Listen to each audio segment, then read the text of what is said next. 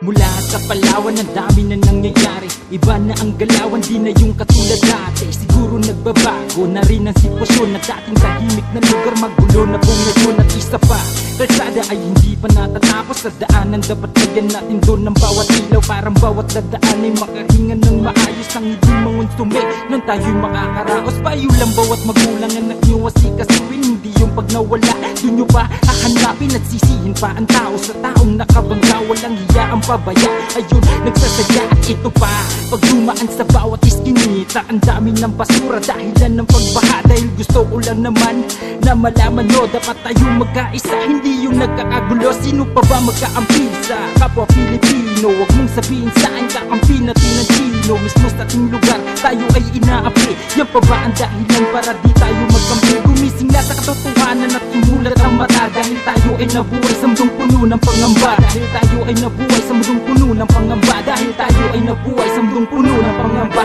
Di ka naligtas ngayon kahit lumabas ng gabi. Hindi na to katulad dati, buhay mo ligtas parating. May nakaabang na baal na may bala na tingga. Tinatamaan na nito mga taong di handa. Madalas tinatamaan mga taong inosente na walang alam sa lahat ng pangyayari. Bakit hanggang ngayon hindi pa rin makita ang hustisya para sa mga tao na Pinas lang? Nakakalungkot lang isipin, nakakaguwit damdamin mismo sa ating lugar. Bakit ba kaya sa atin ng dating banayad na lugar na puno ng pagmamahal, punong-puno na rin ngayon ng bawat kriminal? Kaya mag-ingat kapatid, kung saan ka man pupunta, laging manalig sa taas sa ating Diyos Ama. Hindi kanya pababayaan at hindi ka iiwanan. Siya ang ating sandigan at ang ating kailangan. Sino pa ba magkaampi sa kapwa Pilipino? Huwag mong sabihin saan kaampi natin ang Chino. Mismo sa ating lugar, tayo ay inaapi. Yan pa ba ang dahilan para di tayo magkampi? Gumising na sa katotohanan at imulat ang mata. Dahil tayo ay nabuhay sa mundong puno ng pangamba. Dahil tayo ay nabuhay sa mundong puno ng pangamba.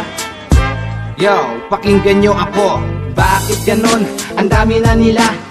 Ito lang talaga aking napupuna. Kayamanan sa bulsa, kalikasan kapalit. Ikaw ang yumayaman, buhay namin mapait. Ang sinabit kapalaran kahit nang to'y masakit. Tiis-tiis mo na saglit sa mga batang paslit. Kayo ang namuno, alam mo yan diba? Pero bakit ganon ninanakawan ang magsasaka? Palayan na malago, binahato ng daluyong. Kalabaw ararong sulong, daig pa ang katulong. Kayo itong namuno, kami hawak liig. Di makapagsalita, ang may tigom na bibig. Umulan, bumaha, lupang kulang sa dilig. Luha at salita, bakit di nyo madinig? Bakit di nyo madama? Mga batang nadapa, talampakan puro putik, sugat sa mga paa.